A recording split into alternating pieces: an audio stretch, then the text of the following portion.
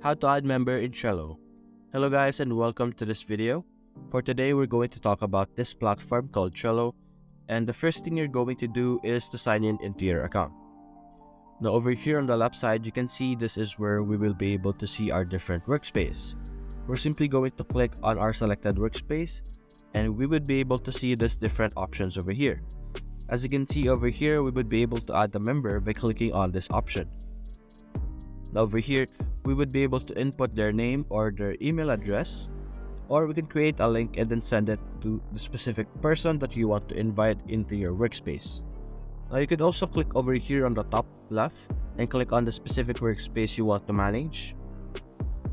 And as you can see over here on the top right, you will be able to also invite workspaces through this method over here, and you would see the same pop-up as we saw earlier. And that's it guys, hope you enjoyed the video. Thanks for watching.